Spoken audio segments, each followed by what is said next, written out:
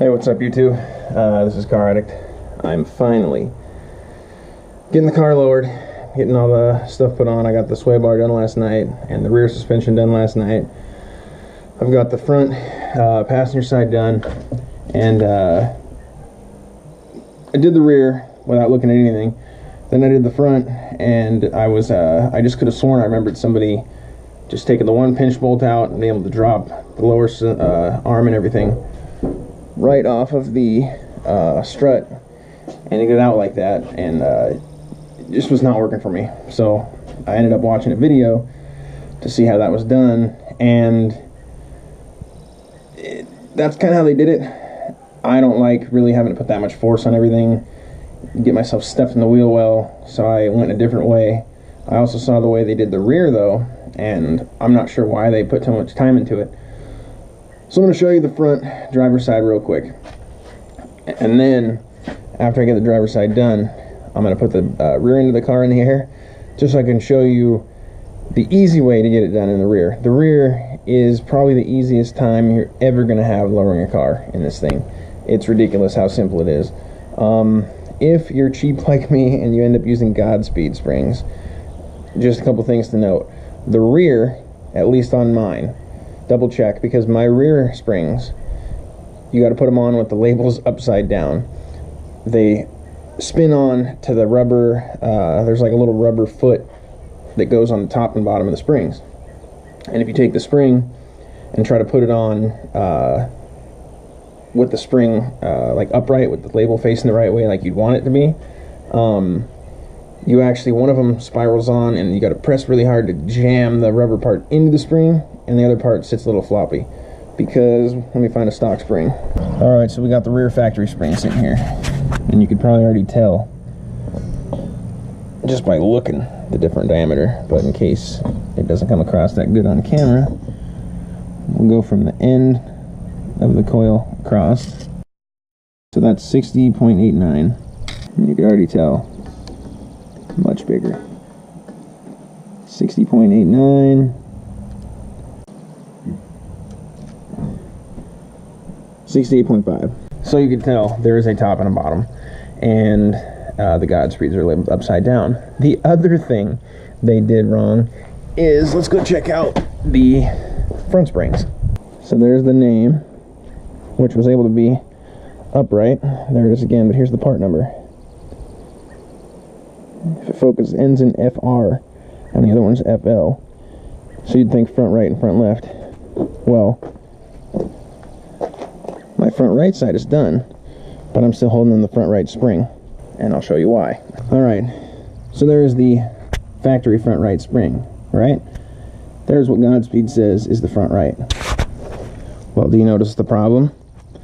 They are wound the wrong way, and it is not a issue of labeling being upside down, because it goes clockwise as it goes down. When you flip a spring, it still winds the same way. So I have the right spring on the left on the right, and then on the rears they're upside down. It's kind of stupid, but I can deal with it. The other thing is, I popped this off because the coil sits in a rubber boot, and this doesn't really let it fit down in the channel like it did when it was the factory. So I took this crap off. You know, you got to get the car in the air, and I'm not going to say my way is right, but I'm going to just say the way I did it. I got one side of the car up really high, and I put one jack stand under that center point back there. It's kind of almost directly in line with the exhaust, right behind this metal panel, pretty much. If it comes across, you can see that. So then when I get the one side up real high, put the jack stand in the middle and let it down, puts both tires in the air, and it's pretty stable. Alright, and so also get your lugs loose before you lift the car off the ground. And then the other first step I'm going to do is, I don't have any way of getting into that hex head or that Allen head while turning that 17. So while there's still force against it, I'm actually going to bring that nut all the way to the top of this. So it's still got full threads on it, but to the top. So it's closer to being able to be removed. And I lost a piece to my tripod, so I'm just going to have to sit the GoPro on like a rock or something nearby. So it's not going to be the best viewing angles, and I'm not going to be able to prop it up to really look good at things while I do it. But I'll grab the camera and show you what I did after I do it. Alright, and before I get going, I'll show you the tools that I have out. There's one, I can't remember if I used it, but I have it out just in case. My spring compressors, and I got a 19 because that's what my spring compressors use. Then 17, my tool for my lug nuts that are going to go on. I got a 12 and a 14 and a 17 for the car. The 12 is the one I don't remember if I use, or maybe it's a 14 I don't use up front, but I had it out for some reason, so I brought it to the other side with me. The 19 on here is actually just to tighten the lug nuts on my torque wrench, ratchet, breaker bar extension. For the rear, all you need is a 17, a 14, and I think that's it. 17 and a 14, and you take out 2 bolts and you're done. So as you can see, I've got that just flush with the top.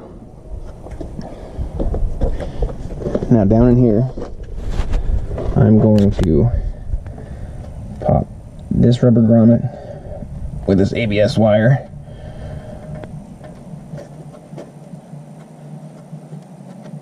Oops, out of frame. It's a little easier with 2 hands. Pop that one out right there. Same thing for the one behind there, right there. Okay. And then I'm going to go get a pick and pop this white clip out, and it's just press the top. Might even be able to do it, no, without a pick. Except it's going to be hard with one hand.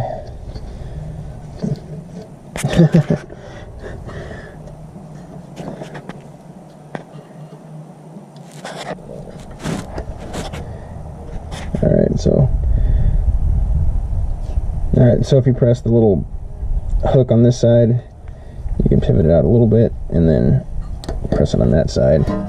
I just want this as free as possible so it's not getting yanked on.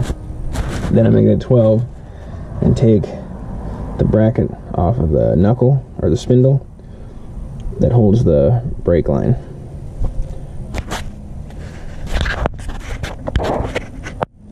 Also, up here with a 14, and take this nut off. And also, I didn't mention, I got my toothbrush. Wire brush would probably work better if it's older. You just kind of clean the threads off, so that way when you break it free, you can just take it off the rest of the way by hand, because none of that dirt and shit will get bound up in the threads.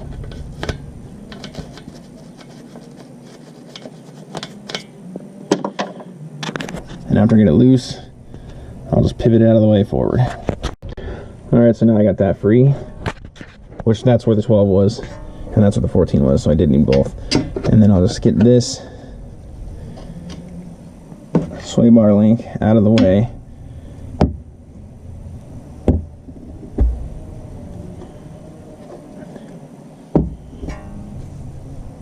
Now, I'm going to just loosen this 17, that pinch bolt right there, and then underneath it all, on the lower control arm, where the ball joint, it looks dark on my camera, but hopefully you guys can see all this. I'm going to take these 3 17s out, and you don't have to put a jack under here when you take these bolts off, because pretty much the strut is holding this up right now. Nothing's going to go anywhere.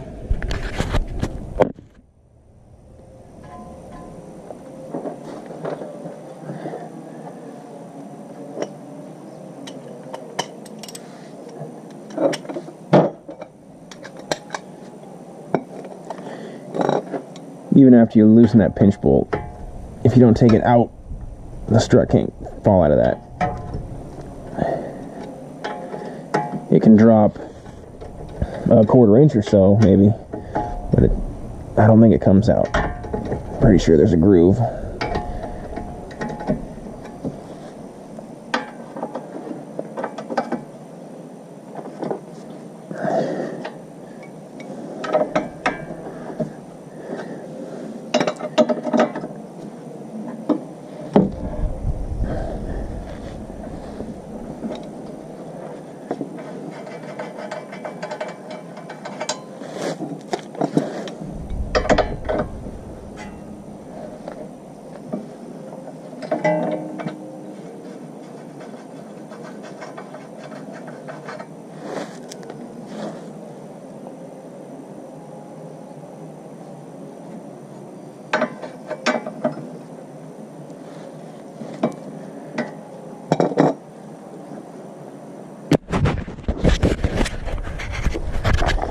And based on the other side, I'm actually going to go grab a bunch of shims because I believe there is something that will make this easier.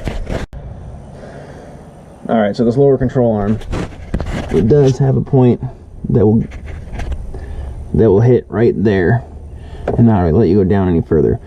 But probably just from the tension of trying to twist those bushings, it always wants to come up. So I'm going to put between the sway bar and the arm right here a bunch of shims to try to hold the arm down. Alright, so this might be hard to get across, but I got my big breaker bar. And if you see, it's actually on top of the arm under the sway bar. Now I'm going to reach under, take off the last of the ball joint nuts.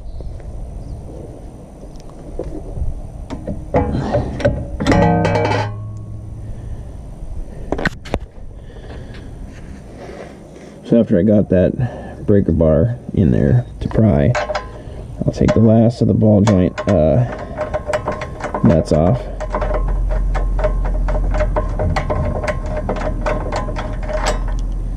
Okay.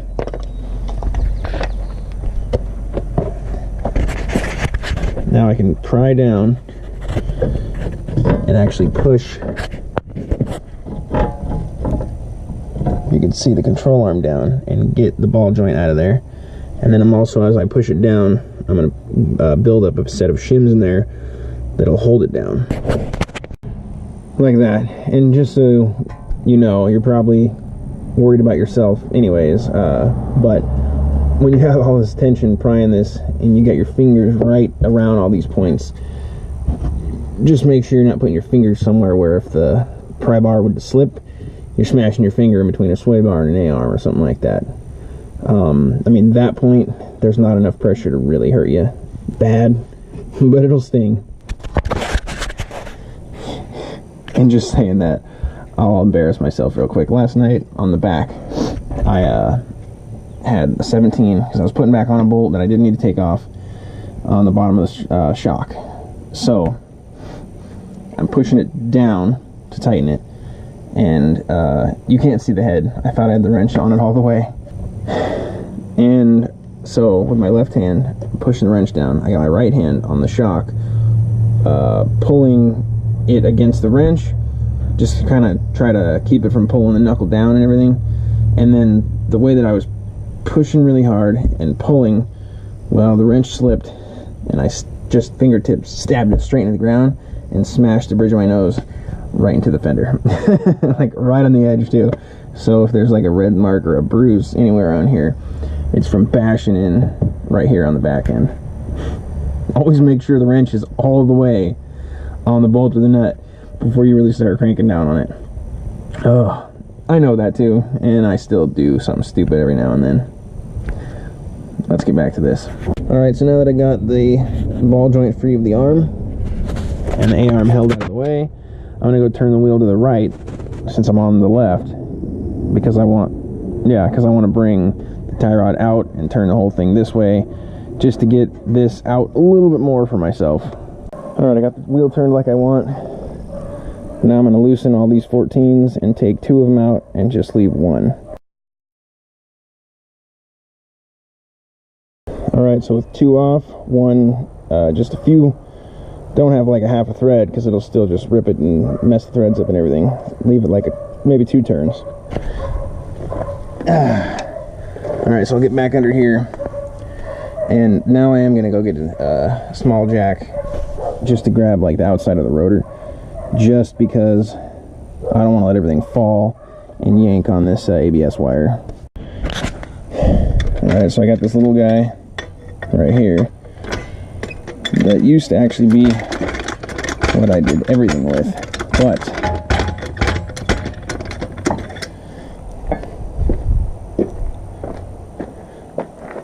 got myself a little bit of an upgrade, which is so nice. You got to pump this thing like 45 times to get a car in the air. That one's like 4 pumps. Alright, so I'm just keeping that supported a little bit. Even after I pull this bolt, it's not like it's just going to fall out though. But now we're going to take this 17 off from the pinch bolt, holding the strut in the spindle. Okay, the pinch bolt is out of there. I took the ball joint and kind of pivoted it down to where hopefully it'll just drop through the fork of the arm. That's the bolt that normally went there.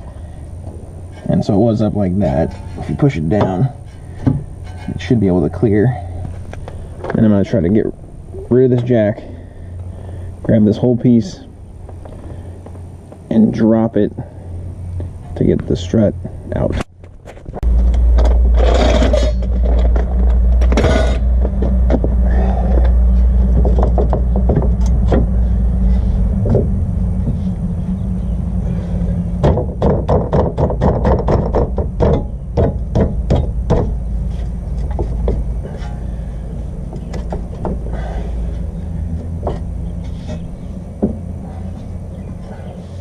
Guess I could have got the arm even more out of the way.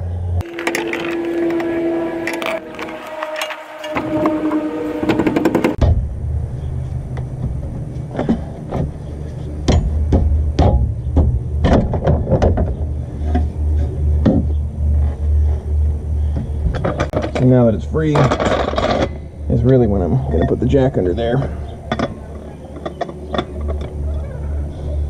For one, it keeps the CV boot off of the lower A-arm.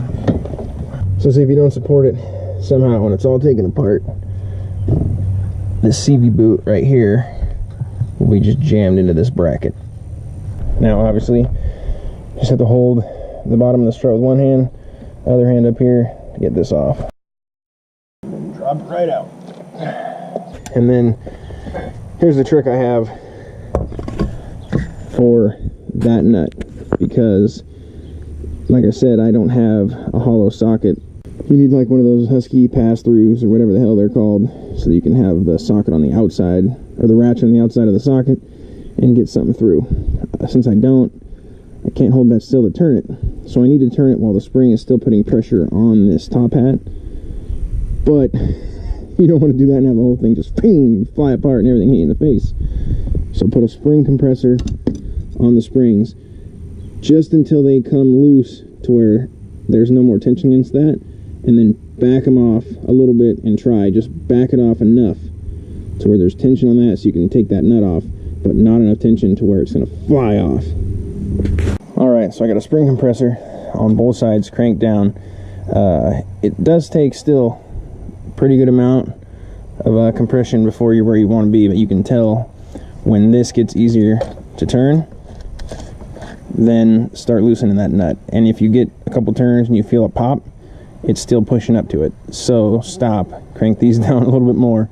But when you're turning this nut, do like a turn and look at it and make sure you're pulling the nut, because if you're just spinning the shaft, well, then you need to loosen these a little bit more so there's more tension on it to get that nut off. And once you have it that far, it's loose enough now, it doesn't have to have tension against it. You can do the rest of the way without loosening it anymore. The top just pops out. Set that off to the side. And now you can pop the spring out, which again is so much easier with two hands.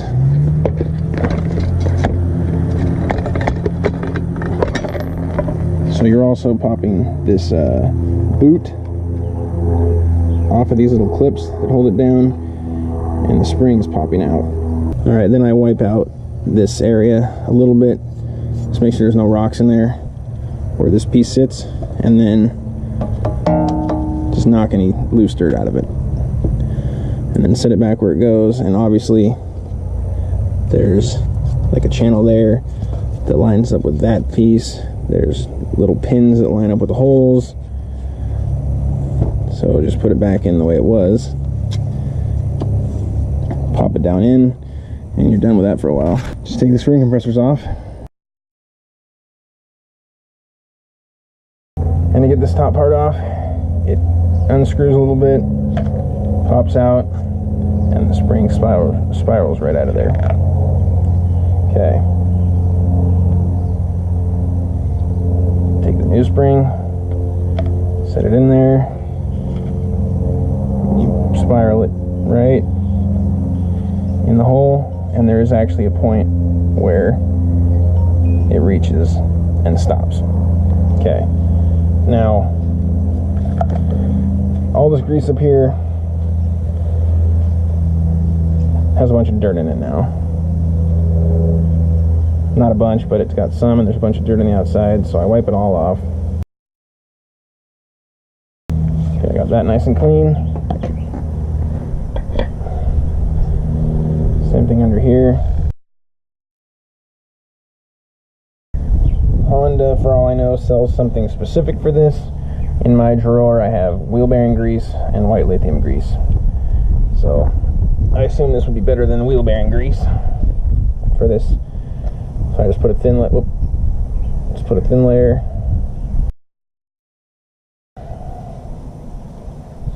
Also, they came with these,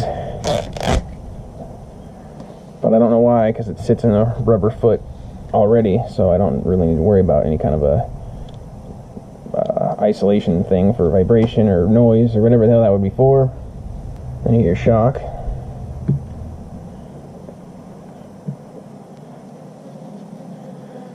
Wipe any of the dirt off of the shoulder of the shaft.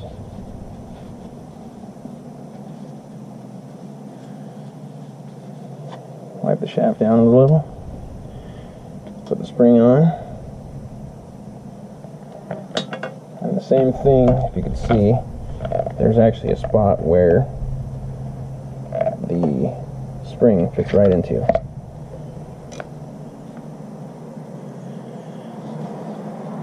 And then you'll need to compress the spring to get the top hat on, obviously. And I mean, you can always turn it, but you might as well just start off with them back lined up the way they're going to be. And if you weigh enough, you might even be able to do this without a spring compressor. Alright, so put it back together. Then you got to put that boot back down. So just grab it, pull it down till you get it to pop back over the pieces that hold it in. Just turn it around, make sure it's down all the way around. It's not going to come up. Just tighten this down more.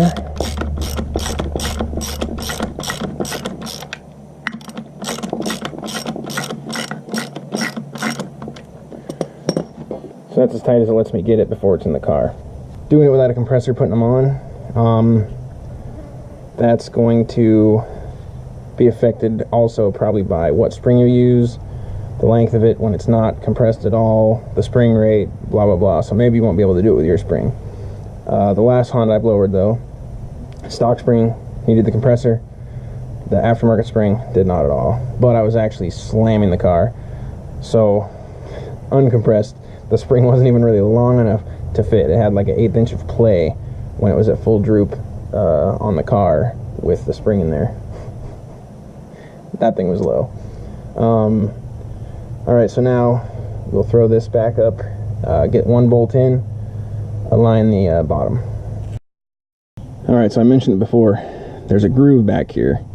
So if you get the bolt ready, because you're going to get rid of this jack because it's going to be in your way. If you have that bolt ready, as soon as you get them lined up, slide that bolt through and it'll hold this in here, even not being tight, so it won't fall out. Alright, so depending on where you were holding the assembly up before, if you move the jack inside on the ball joint, you can use that to help you lift the spindle up on the strut after you get them lined up. And then behind it there is a groove. I don't know if the lighting's going to show it, but that little bump on the back of the strut slides down in that groove where the pieces are split. So if you just use the jack to give it a little bit of tension against that and turn it, it drops right in. And you can throw the pinch bolt in, just hand tight for right now. And then up top I got the rest of the 14s, the other two back on, just as far as they'll go by hand. Pinch bolts in, like I said. I'm just going to go ahead and put this bracket on. I'm going to get everything just on hand tight. Not because it's needed to be done in this order, but just because. Also make sure you got the ABS wire and everything ran on the right side. You could have had this up on this side of the strut when you put it in, so you'll make sure it's on the back side. And then you can clip the first clip, go back up here, push that back in its channel, push this one back in where it goes, right there. Okay, now you got to bring the whole thing down and get those 3 bolts lined up in the bottom of that arm. Okay, one thing that does happen, and it happened on both sides, the axles pull a little bit, not enough for the joint to completely come out of the cup. So do make sure that when you're pulling this, you're not yanking on it, because you don't want to have to try to take that boot off and rebuild everything and reposition that shit. It's a pain. I've had to do it before. So when you're putting it together right now, have the car in neutral, you can turn it while you kind of have a hand on the axle, turn in the road. You can kind of shake the axle and push everything in, and it just falls right back into place.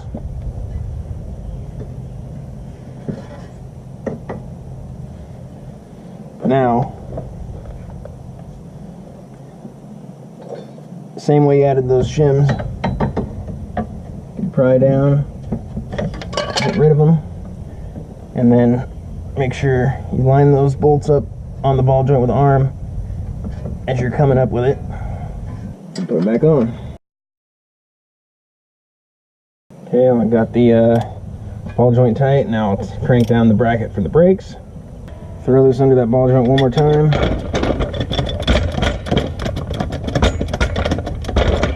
Or under the arm, just anywhere, just so you can close up the gap right there. Now I'll tighten the pinch bolt. Alright, so now everything down here is tight, except for the sway bar link, but it's kind of a pain to get to from where it's at. So I'm going to go turn the wheel straight again, so it's easier to get that. Alright, and just fish it in there. Alright, so I got more to do, so I'm not going to put my wheel on, but normally you could do that. And then back up here, go ahead and tighten these up. You might have to wait till it's on the ground to be able to get this, but try the 17 again. You can see there's a spot of paint on it, so you can tell. Do a little bit of a turn and check. The blue paint has not moved, so you are tightening the nut. Pop your cap back on, and that's all there is to the front end. It's pretty easy. Now I'm going to finish up what I'm going to do before I show you the back. But when we get back there and look, you'll be amazed how simple it is. Alright, so I'm going to go over the rear real quick, but I just thought I'd show you the way I get it in the air too. If you have a jack, you can get it up pretty high in the air. Alright, so when it's in the air, on the subframe right here, right where this arm mounts, about right here. Put a jack stand.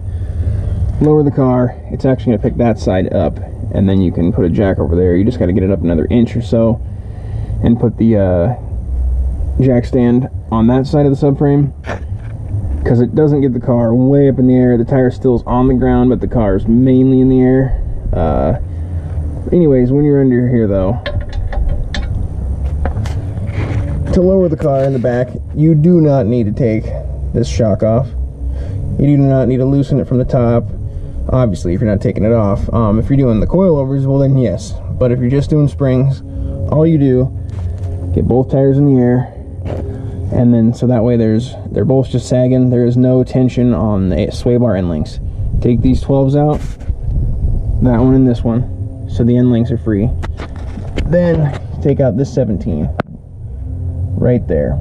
Now what that will do, this arm comes all the way down out of the way, as far as you need it.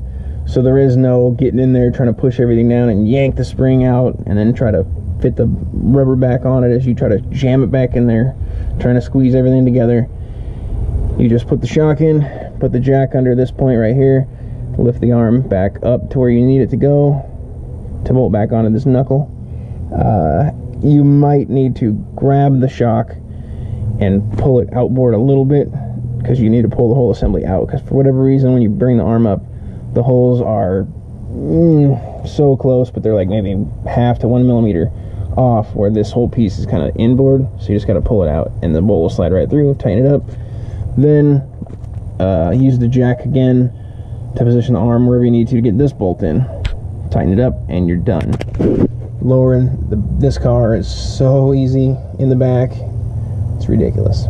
All right, that was how to lower your car. Thanks for watching. Please subscribe. I'm gonna go out now and drive this thing around and see just how bad or good these Godspeed springs are. And one more thing I'll mention about the Godspeeds. You can see the way they put these little isolating damper things, whatever they are. Well, look on that side. That lower one is not quite oriented the same. These are like on the same position from where they got these two tight coils in the middle, because it starts right here and goes out, and this one starts here and goes out. Not the case over there.